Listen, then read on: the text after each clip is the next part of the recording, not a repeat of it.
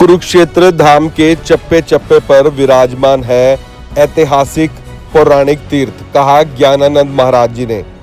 गीता मनीषी स्वामी ज्ञानानंद महाराज ने कहा कि कुरुक्षेत्र विश्व प्रसिद्ध धर्म क्षेत्र है। इस कुरुक्षेत्र धाम के चप्पे चप्पे पर ऐतिहासिक पौराणिक तीर्थ विराजमान है। इस पावन धरा के कण कण में पवित्र ग्रंथ गीता के उपदेश समाहित है। इसलिए कुरुक्षेत्र तीर्थों की अष्टकोशी का यात्रा एक पवित्र और ऐतिहासिक यात्रा मानी जाती है।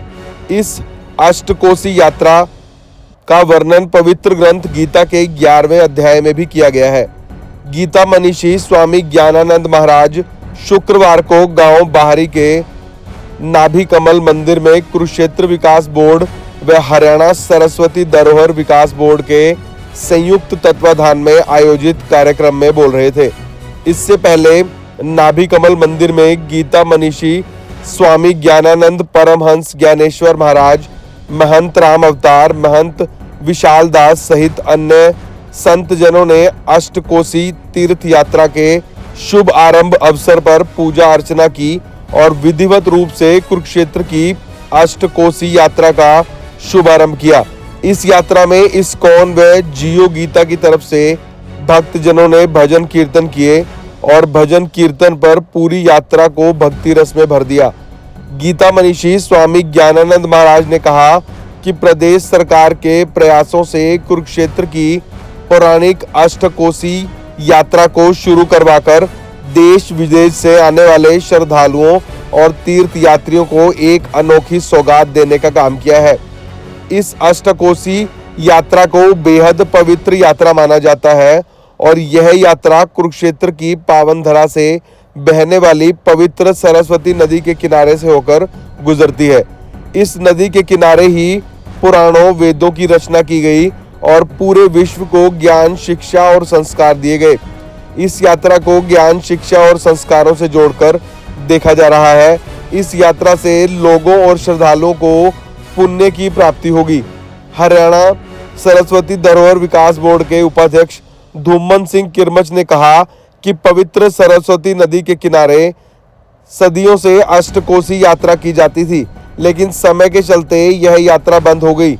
अब बोर्ड और केडीबी के प्रयासों से यात्रा फिर से शुरू की गई है।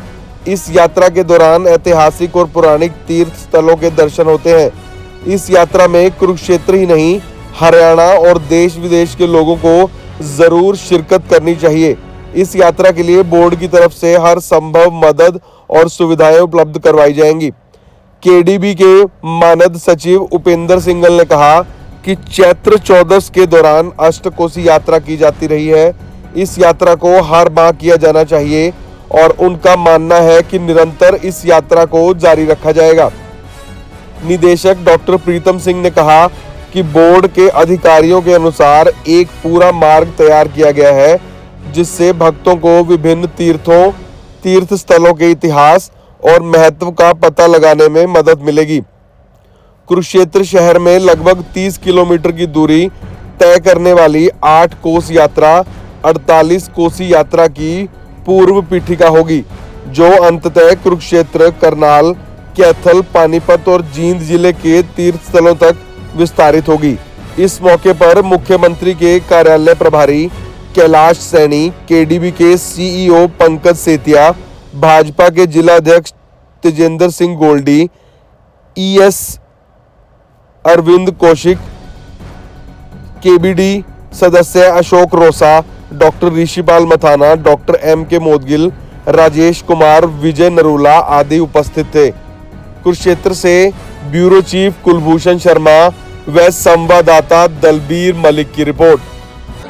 अब ये सरस्वती परिक्रमा, अष्टकोशी परिक्रमा यहाँ पर महाकालेश्वर जी से होते हुए स्थानेश्वर महादेव जी के दरबार में पहुंची है और सभी श्रद्धालु बड़े चाव से, बड़े अच्छे भाव से इस यात्रा में सभी लगे हुए हैं और मुझे ऐसा लगता है कि जैसे कुरुक्षेत्र आज भक्तिमय हो गया है, ऐसा आनंद का विषय है। तो हमारे साथ डॉक्टर प्रीतम जी भी हैं, वो भी अपनी बात आज अष्टकोशी परिक्रमा कुरुक्षेत्र धाम की प्रारंभ हुई है। पूज्य शास्त्री हाथों से इस यात्रा का शुभारंभ हुआ है।